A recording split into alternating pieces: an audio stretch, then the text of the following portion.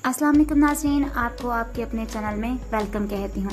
नाज़रीन, आज की इस वीडियो में मैं आपको एक ऐसी नई और अनोखी बात बताने जा रही हूँ पाकिस्तान के यौम आज़ादी के बारे में, जो कि बहुत कम लोग जानते हैं। जी हाँ नाज़रीन, आज की इस वीडियो में मैं आपको ये बताऊंगी कि पाकिस्तान 14 अगस्त को आज़ाद हुआ या फिर 15 अगस्त को। अगर 15 अगस्त को आज़ाद हुआ तो 14 अगस्त को क्यों मनाया जाता है, आज की इस वीडियो में आपसे शेयर करती हूँ। नाज़रीन, पाकिस्तान को आज़ाद हुए 70 साल से ज़्यादा का अरसा गुजर चुका है। इस तवील अरसे में हम अपनी तारीख के कितने ही कोशों से नावाकिफ रहे। हम अपनी यौम आज़ादी के तकरीबात हर साल 14 अगस्त को, और हमारे साथ आज़ाद होने वाला हमसाया मुल्क इंडिया अपनी यही तकरीबात 15 अगस्त को मनाता है।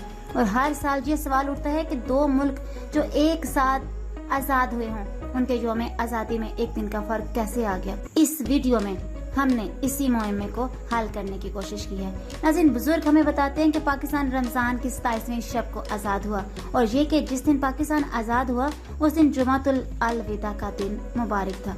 फिर हमें बताया जाता है कि इस दिन 14 अगस्त 1947 की तारीख थी, और हम अपने साथ आज़ाद होने वाले मुल्क से एक दिन बड़े हैं। लेकिन जब हम 14 अगस्त 1947 की तकवीम देखते हैं तो मालूम होता है कि इस दिन तो जुमेरात थी, और हिजरी तारीख भी 27 नहीं 26 रमज़ान थी। फिर हम पाकिस्तान के पहले डाक टिकट देखते हैं, जो पाकिस्तान की आज़ादी के 11 माह बाद 9 जुलाई 1948 को जारी हुए थे।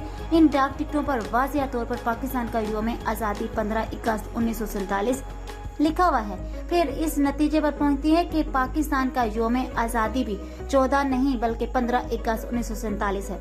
तो फिर यौम आज़ादी की पहली सालगिरह 14 अगस्त 1948 को क्यों मनाएगी।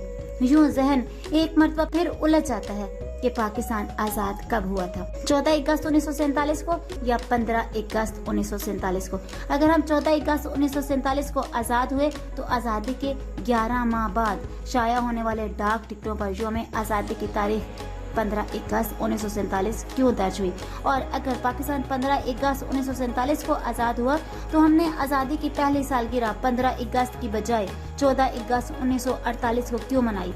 और सबसे बढ़कर तो ये कि आज तक ये सालगिरह 15 की बजाय 14 अगस्त को क्यों मनाते चले आ रहे हैं। नाज़रीन, आज मेरी ये वीडियो बनाने की वजह यही है ताकि जो मेरी वीडियो सुन रहा है या देख रहा है वो मुझे इस सवाल का जवाब दे। मुझे इस सवाल का जवाब आप लोगों से चाहिए, और अपने जवाब के लिए मेरे कमेंट बॉक्स का इस्तेमाल कीजिए। जी हाँ नाज़रीन, मेरे कमेंट बॉक्स में आप अपनी कीमती राय का इज़हार करना मत भूलिएगा। अपना रखिएगा बहुत सा ख्याल, और रखिएगा मुझे अपनी दुआ में याद। मिलते हैं अगले वीडियो में, तब तक के लिए अल्लाह हाफ़िज़।